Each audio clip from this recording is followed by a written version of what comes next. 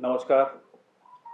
हमारे मित्र विकास मिश्र जी ने कुछ तारीफ में कुछ अधिक ही बात कह गए हैं। बहरहाल आप सभी का स्वागत है। आज बहुत खुशी की बात है कि समय प्रकाशन की ओर से और जो ये पुस्तक का विमोचन समारोह है, हमारे मुख्य अतिथि डॉक्टर विजय दड्डा जी, इनके बारे में कौन नहीं जानता है। आप अच्छे कवि भी हैं और साथ में पेन चित्रकार भी हैं, तो हम इनसे उम्मीद करें कि अगली किताब जो है इनकी फिर हमारे गृह से प्रकाशन गृह से आए। और पद्मश्री आलोक मेहता जी हमारे पत्रकारिता गुरु भी रहे हैं और वह सौभाग्य मिला है कि जब भारतेंदु हरिश्चंद्र पुरस्कार पत्रकारिता मिल रहा था तो उसमें प्रथम पुरस्कार इनको मिला था, सेकेंड मुझे मिला था। और एक हमारे गुरु थे दैनिक जागरण में बच्चन जी, आज नहीं हैं, तो उनको थर्ड पुरस्कार मिला था। तो उनके साथ मुझे भी पत्रकारिता का बहुत कुछ सीखने का मौका मिला है। शशि शेखर जी हिंदुस्तान के जाने माने पत्रकार हैं, उनका भी स्वागत है। वाजपेयी जी, इनको तब से हम जान रहे हैं जब से साहित्य की कखा सीख रहे थे और यही वेन्यू हुआ करता था और आपको मैं सुनता था।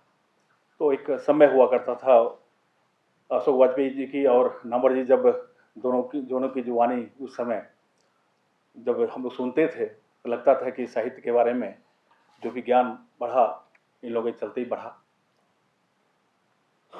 सुप्रिया सेन जी, आपका भी स्वागत है। आप राजनीतिक क्षेत्र में भी हैं, सामाजिक चिंतक भी हैं, आपका भी स्वागत है। डॉक्टर हरीश भल्ला जी अच्छे चिकित्सक हैं, चिंतक हैं, इनका भी स्वागत है। और इसके अलावा जो है सबसे स्वागत अधिक करना चाहिए जो बुलबुल की कहानी के लेखिका उमा त्यागी जी हैं, श्रीमती उमा त्यागी जी, उनका बहुत आभार है, स्वागत है सब प्रदर्शन की ओर से। और साथ में उनके प्रेरित भी बैठे हुए हैं। आप सभी यहाँ जितने भी सुविज्ञ हैं सभी लोगों का स्वागत है। दरअसल आज से 30 साल पहले, कह सकते 29 साल, संभवतः 1995 की बात है, जब समय प्रकाशन की नींव डाली गई। उस समय मात्र 8 या 10 किताबें थीं। तो इस प्रकाशन का नाम भी, चूँकि मैं 3-4 लोगों का नाम इसलिए लेना चाहता हूँ कि समय प्रकाशन का नाम कैसे पड़ा।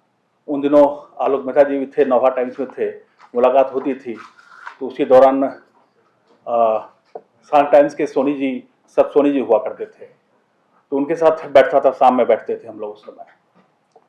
और जो भी समय मिलता था तो राजेंद्र अवस्थी जी थे, उसमें हिंदुस्तान कादम्बिक संपादक हुआ करते थे, और नंदन के संपादक थे स्वर्गीय जयप्रकाश भारती जी। आज तीनों नहीं हैं। उनके बहुत हम कि उन लोगों ने ही प्रकाशन के क्षेत्र में मुझे, मेरे जैसे पत्रकार को कहा कि भाई प्रकाशन में आओ। और पत्रकार जो प्रकाशन का जो कखगा है, एक प्रकाशन गृह से सीखी हमने। तो भारती जी ने कहा कि भाई जंक्शन ऐसा करो, प्रकाशन खोलो। हमने कहा भाई पत्रकार आदमी रहे और पैसा कौड़ी तो है नहीं, कैसे प्रकाशन खोला जा सकता है।